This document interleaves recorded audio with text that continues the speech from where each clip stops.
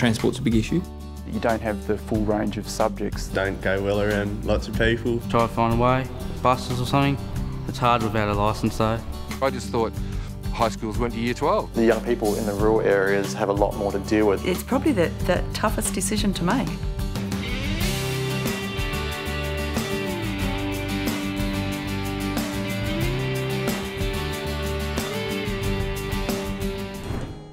Hi, I'm Caleb. And I'm Stan. We live and go to school in the Huon Valley.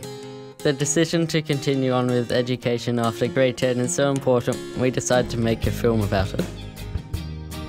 We interviewed teachers, students, politicians, and even our dads.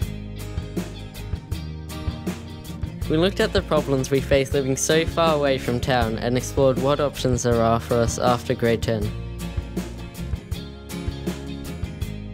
Unlike some mainland schools, Tasmanian public high schools don't have compulsory years 11 and 12. In addition to this, there is no grade 11 and 12 in the Huon Valley in a traditional college format. So what are some of the barriers to accessing education in our valley? For us here in the far south, the nearest college is Mount Nelson. Now for a kid who lives south of Southport, you are looking with buses and the way they stop at over 2 hours just to get there. Cost of travel are significant barriers, and that's why we're working really hard to roll out year 11 and 12 programs into areas in regional Tasmania. The biggest barrier for people wanting to go on to year 11 and 12 in the Huon Valley is probably attitudes and values towards education. And that is that a lot of people still actually believe that year 10 is really all you need. And that if you're really smart or you're really some sort of geek who wants to go to university, then you might want to go to college. And it would be such an advantage to have year 11 and 12 here to break that economic cycle of poverty, you know, the fact that it's an economically depressed area, or it can be, for a lot of people it can be anyway. The ability to go from a school of 35 like ours to a school of 2,000 is a massive jump for most anyone, not just our kids. If you're talking about replicating 11 and 12 that's at Hobart College, for instance, it may never happen. There might just not be the population base for that level of service. On top of all this, some kids have to work on the family farm. Some kids are very isolated and live a long way away. And the internet down here is really slow. The kind of people who are down in the GEEVESTON area and in the far south, they're really quite resilient people. The young people have seen their parents choose to leave school early, at year 10 or whenever, and they've still gone on to have good lives. I live down at Dover, I'm 15, and I plan to work on a farm at the end of the year. My dad works on the farm, and I just like to follow in his footsteps, and I'd prefer to be outside than in the classroom all the time. What do you think about going to college? Oh, I don't really like it. It's too big for me. I don't go well around lots of people. I'd just rather be outdoors, like machinery work, livestock work, fencing. I can see myself being a diesel mechanic, so I'll be on the farm for a couple of years. I'll go to town or something and do an apprenticeship, and then I'll probably go back to the farm, so then I can just service all the machinery myself and then see how it goes from there. Some kids will find an alternative pathway back into education and to higher education. There's also another part of the population, they don't find that essential motivation. There are a significant amount of people who do end up into a cycle of poverty that's really hard to break out of once you're in it. At the end of the day, if somebody wants to learn, then they will learn. You can't force someone to learn, just as you can't really force them to come to school.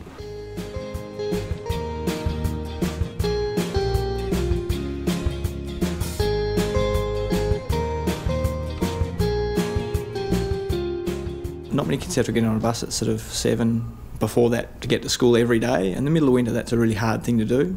And I also think it would make it easier for a lot of them to obviously stay close to home and attend an 11 and 12 facility, but it also may not open them up to the experiences of going to a very different and very big school. It'll be exciting because our school's quite small. I'm very nervous about it too because it's a big change. But I'm excited. Yeah, it'll be very different, but yeah, it'll be a good change. I think the travel time, it'll be shorter than this year, because this year we leave home at 7:15 and get to school at 9:22. So it'll be shorter than this year. What would you like to do for a job in the future? Job, dairy farm. Dairy farm, go back to Dad's.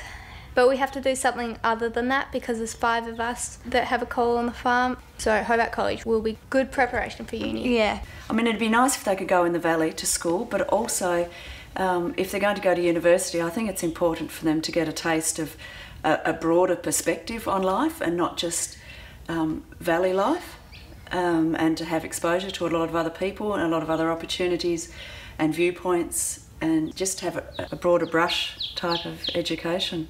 So, despite the travel, some kids want to go to Hobart to study.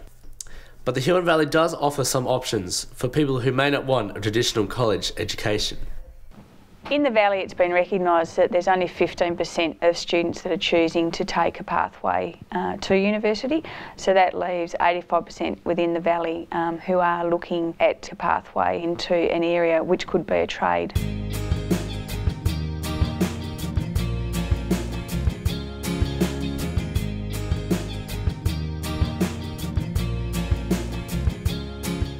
I did school over at the Huonville High School next door.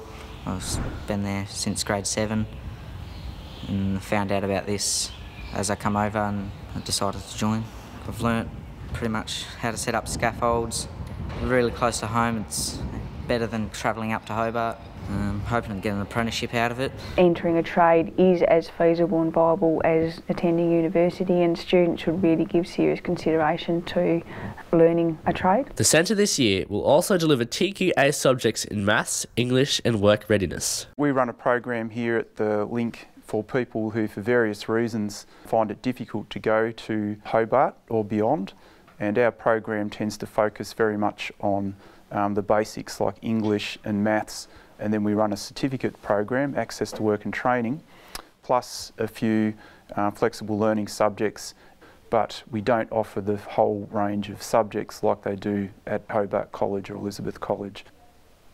One of the big aims for people that come here is that we line them up with employment and give them opportunities to get work experience.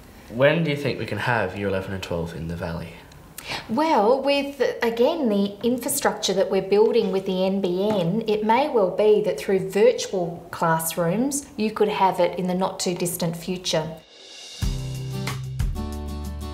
Industries are changing, and there aren't those industries where you can leave school, grade 10 or even before, and expect to have a job for life. They're just not here and they're drying up if they are here. If you aren't the best in your field and you haven't finished school, then chances are you can't even get one of the jobs which you assumed that your dad may have got or your family may have had before. The barriers are probably the travel to Hobart, but ultimately the Huon Valley Trade Training Centre is looking to address some of those barriers for certain students. The answer to Tasmania's decentralisation regional problem lies in government doing long-term strategic planning and actually putting the facilities where they are needed, and then populations build around them and become stable. Well, I think the NBN is going to be great, but I think in delivering outcomes for education, I'm not sure that that's going to be a solution, because schools are a really social place for kids. And I think that's really one of the biggest points for having a physical Year 11 and 12 in the Valley. We began this journey as filmmakers, wanting to explore the issue of travelling to Hobart for school. As you can now see, we discovered a whole lot more. People had a lot to say and we learned heaps. There's lots of opportunity in the Valley in trades and industries and helping people to get back into education. But the same issue still remains. For us Valley kids who want to go to college, there are still at least 1,200 hours of travelling to school and back each year. And that's a lot of early mornings.